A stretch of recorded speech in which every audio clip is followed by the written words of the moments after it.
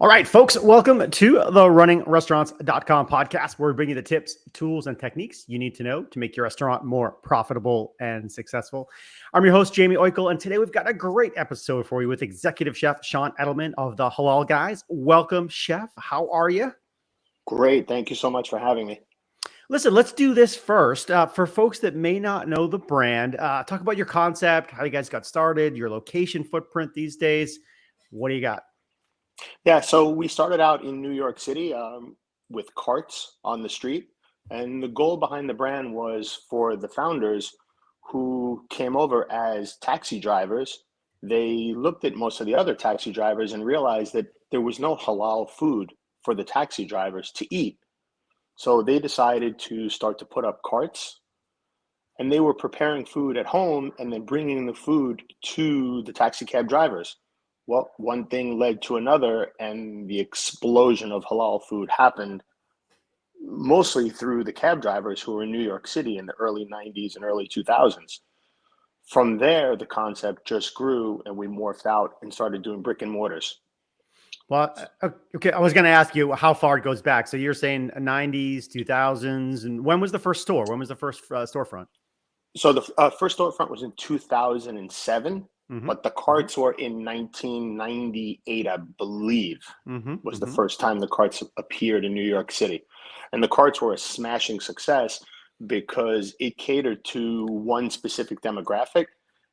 What ended up happening was that demographic kept growing and growing, and then word of mouth, everybody wanted to have some of the food because it was just so good, regardless what the ethnicity of the product was. All right, so question, and I'm not sure how long you've been with the brand, and you can please, as part of your answer, you can let me know that. But Yeah, sure. I remember seeing a press release maybe a year ago at this point that talked about the 100th store, and so that's a lot of growth in a relatively short time span. Talk about that. Yeah, so absolutely. So the brand is just taken off. Again, I think one of the things and one of the reasons we've been able to have so much success is we keep it really, really simple, really, really focus on really good quality ingredients, making sure that the products are cooked to order. You're never going to see food sitting around for long periods of time, product getting old, product just not looking like something that you'd want to eat. So the goal behind it is to keep the product as fresh and as clean as possible. And with that, we've been just able to really, really experience some great growth. Well, as far as the simple menu, I wanted to ask you about that because I did see on the site or as part of another release, it was like, exactly, keep it simple, not a lot of menu items. And the first thing that comes to mind is efficiency, profitability, right? When you're not dealing with Yes. a lot of stuff, is that built into the model? Do you see you expanding the menu, or do you bring special menu items in? Talk about that. Yeah, absolutely. So it's a great point. So again, the goal is, right, especially in this climate, to be able to control costs, be able to control and maximize margins as best as possible.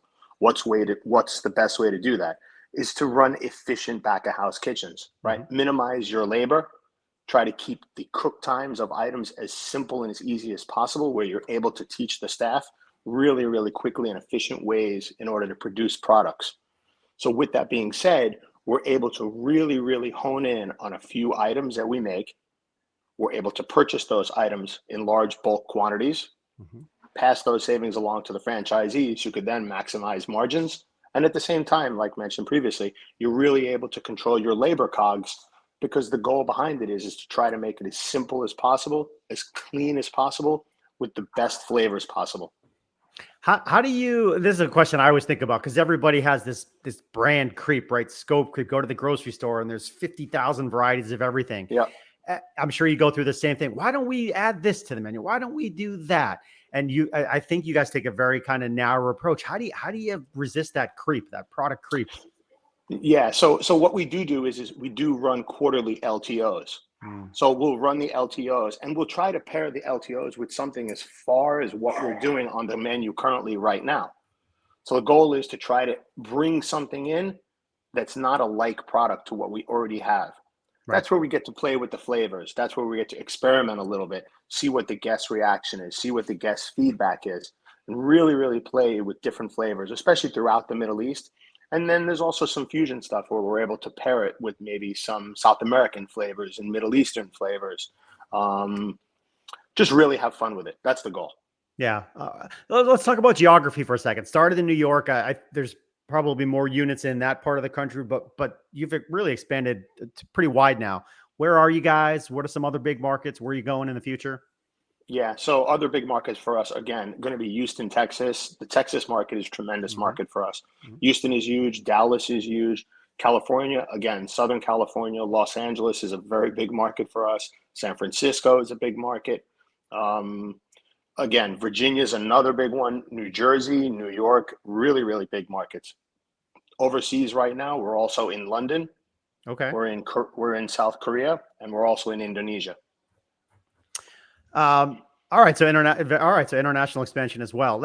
Absolutely. Question for you: is everything as you expand franchisee based, or are there corporate locations? Combination of. So combination of all of the above. Mhm. Franchisee, there's also some combination where corporate and franchisees partner Hmm. and we'll open some locations. And all of the New York locations, those are corporate owned. Okay. Okay. So corporate runs all those locations out of New York. And then that's where our beta or our test hmm. market really takes place. So everything kind of gets tested and baited in that market.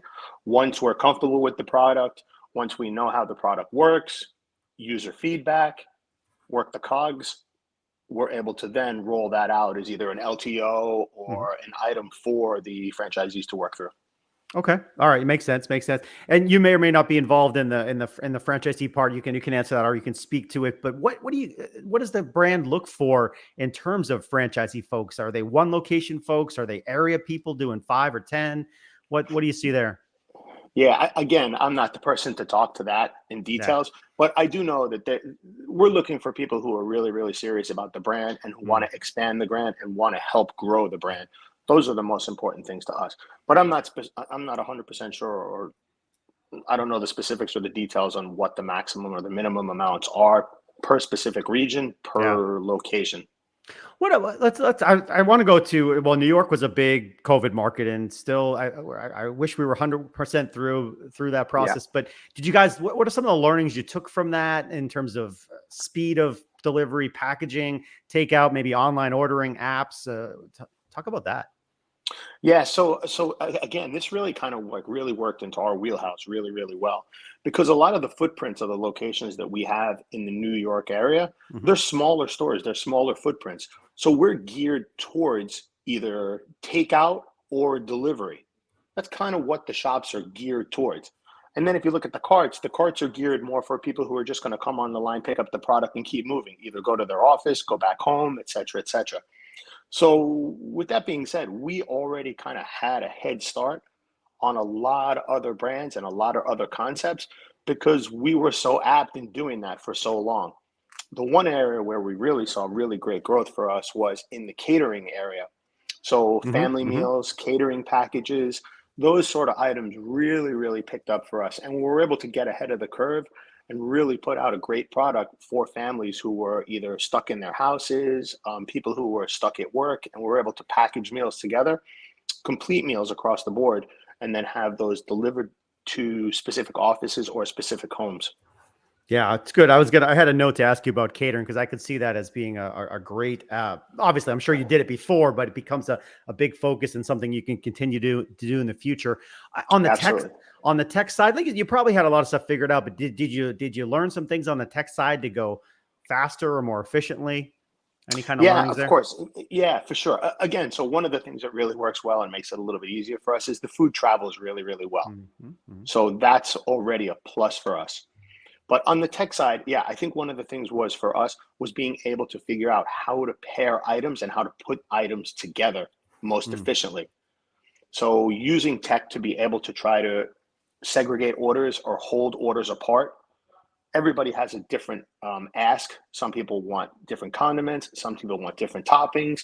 And again, when you're trying to do large catering orders, everybody's order is completely different.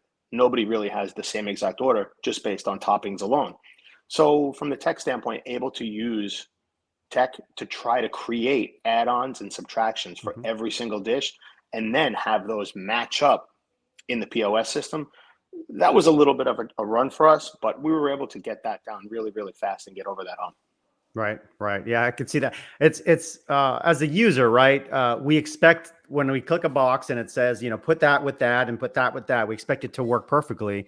And we know, historically, right, when you make that phone call, it's 50-50 that it's going to work. You're a little bit more reliant when you're clicking a button on an app that it's going to work. But there's a big disappointment on the customer side when the wrong thing is in the box. So it is Absolutely. it's a big deal. And or when you get home, and with this happened to everybody, right? You get home and you're like, where's the whatever it Yep. is, whatever, and they didn't Yep. put it in, and like that's a big miss. And so while takeout and delivery can be efficient and expand, you really can mess up. So Yeah. it's important. Question for you on the labor side. So New York and all your markets, I'm sure, experience different labor challenges. Again, maybe to your wheelhouse is your low footprint, low Sure. labor in store, but even Hmm. still hiring people, finding people. I think your website I was on a little while ago. I think you guys had a nice piece on culture and people. It seems like that's an important piece of the business. If you could talk about the culture and the philosophy of people and any challenges you guys had in that kind of stretch of labor just being bonkers to find. Yeah, so for sure, we really struggled with labor for a while there too. It was touch and go, but trying to find incentives to keep people coming back. Mm, Again, it's really, really important for us. We want people who want to be in the stores. We want people who want to grow with us. We want people who want to come in, want to be excited about the brand, want to be excited about the product. We don't want to be your normal everyday QSR who's just putting out the product just to put the product out. We want the staff to be excited about the product. We want the staff to have a say in the product. And I think one of the things that's really, really important is we really, really practice, especially from the back of house standpoint. We want the staff to taste the food. mm, You're cooking the product, taste the food. Is it right? Does it fall in line with what we're practicing and what we're preaching? Are you following the guidelines? If it's not right, don't serve the product. We preach that we'd rather not serve a product that's not 100% or 110% correct. We'd rather just 86 and not sell the product that specific day and let the guests know, hey, we mm. had a problem with the product. The product is not right. We're not selling the product today. And I think that goes a long way in building consumer confidence. Yes, you're going to have some guests who are upset because if you're thinking and you're wanting to have something specific and you get to the store or a specific location, you can't have it. Well, I know at the end of the day, if it's me, yeah, I'm going to be upset because I probably traveled somewhere to get something. But at the end of the day, I'm also going to be pretty happy to say, you know what? I probably just didn't spend $10 or $12 and get a product that I'm not going to be 100% Mhm, satisfied with. mhm. And they had the wherewithal and the foresight to pull the product and not serve a product that was 110%. I mean, to me, that goes a long way. And I think it really, really helps in building consumer confidence over a long period of time. It does. It does. Agreed. Agreed. I want to go back to something you said, just some part of that beginning answer there. Career growth, incentives to keep people. Do you see, people come in as front of house management, general, regional managers? Is that a trajectory for folks? Yeah, absolutely. Absolutely. So if you have cooks who come in and the cooks are experienced, the goal is to try to teach the cooks and let them run through every single station, learn the stations, learn why we're different, which is what our slogan is or our motto. We are different from every other QSR. Once you can learn why we're different and what we do differently, the goal is to try to move you up through the ranks, move you into a management position, move you into either a lead cook or a supervisor position, run a busy store, run a busy shift, run a different outlet, right? Hmm. There's also one thing that we really take into consideration too, a lot of times is flexibility, right? Because flexibility for us is really important, as it is with an employee too. Yeah. So having that flexibility gets you to see different shifts at different times of the day where different things are going on. I think Yeah. that really, really helps an employee and it really helps them to see what the whole entire business is instead of getting a small snapshot and only being able to see one small window. Yeah, I did get a good feel for that culture piece and that growth piece when I look at it. So we hit on a lot really kind of quickly. Anything that we Yeah. didn't hit on, or anything you guys have coming down the road that you want to introduce, or location wise, anything else you want to share about websites or socials? Please feel free to do that. Yeah, so LTOs are a constant growth for us. We're always looking feedback from our guests, looking for feedback from our guests. What do they want to see? What things excite them? Where do they want us to go next? Locations, there's so many locations that I need a half hour just to tell you where the locations are specifically There you as to go. where we're opening up. European market is another huge, tremendous market for us where we're going to see some pretty explosive growth over the next year to two. We're also looking in Australia, and we're also looking to open up in the Middle East, Hmm. where there's been a tremendous desire to get us there for a while now. Okay. All right. Very exciting stuff. So, brand that's on the rise, folks. Check them out, folks. That was Chef Sean Edelman of the Halal Guys. You can find them at thehalalguys.com for more great restaurant marketing and operations, service, people, and tech tips. Stay tuned to us here at runningrestaurants.com. We'll see you next time. Thanks, Chef. Thank you so much. Have a great day.